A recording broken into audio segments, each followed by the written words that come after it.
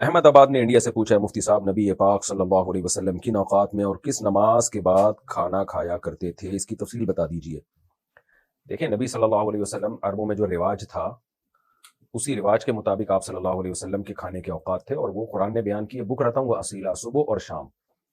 تغدی اور تعشی یہ دو لفظ ہمیں عربی میں ملتے ہیں، اور تغدی جو ہے نا غدا، یہ دوپہر کے کھانے کو کہتے ہیں جو ظہر سے پہلے ہوا کرتا تھا۔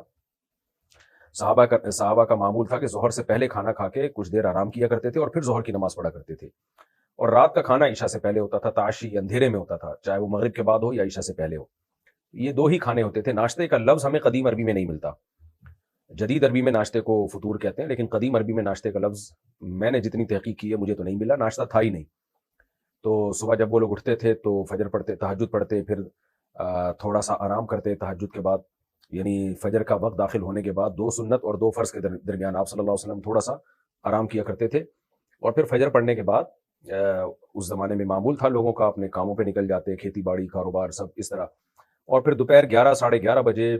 جو ہے جب بھوک اچھی طرح چمک جایا کرتی تھی اس وقت کھانا کھایا کرتے تھے، پھر تھوڑا سا قیلولہ کرتے، تھوڑی سی نیند لیتے،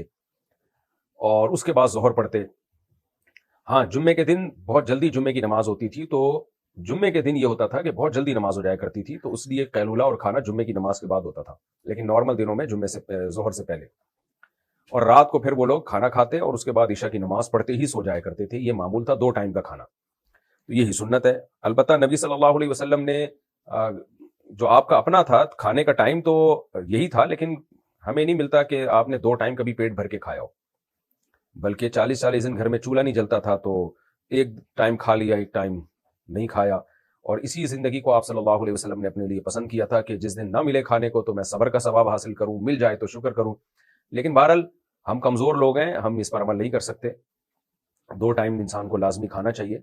اور یہ ٹائمنگ ہے فطری۔ انگریز کے بر صغیر میں آنے سے پہلے پہلے ناشتے کا تصور نہیں تھا۔ ہمارے حضرت مفتی رشید احمد صاحب رحمہ اللہ تعالیٰ تقریباً 78 سال کی ایج میں ان کا انتقال ہوا، تو وہ بتایا کرتے تھے کہ ہم نہیں جانتے تھے ہندوستان میں ناشتہ کیا ہوتا ہے، یہ انگریز نے متعارف کروایا ہے، کہتے ہیں ہم تو یہی دوپہر کو اور رات کو کھانا۔ میں بھی گاؤں دیہاتوں میں رہا ہوں، وہاں بھی میں نے یہی دیکھا ہے، وہ یہی ٹائم پہ کھانا کھاتے ہیں۔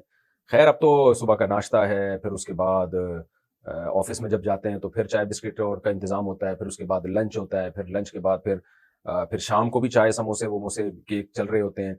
یہ چائے کے ساتھ، اور پھر اس کے بعد رات کا کھانا ہے، پھر سونے سے پہلے بھی کچھ کھا کے سو رہے ہوتے ہیں۔ تو بہت کھا رہے ہیں ہم لوگ آج کل۔ اللہ، ڈاکٹروں نے بھی ہمیں کھانے پینے پہ لگا دیا ہے کہ ناشتہ بہت ضروری ہے، اس سے یہ ہوتا ہے، پھر یہ بہت ضروری ہے، یہ بہت ناشتہ کرنا ہے کر لیں آپ، لیکن پھر دوپہر کھانا ہلکا رکھیں۔ خیر یہ میڈیکل سائنس کی باتیں ہیں، جو نبی کی سیرت اور سنت سے جو ہمیں کھانا ملتا ہے وہ 2 ٹائم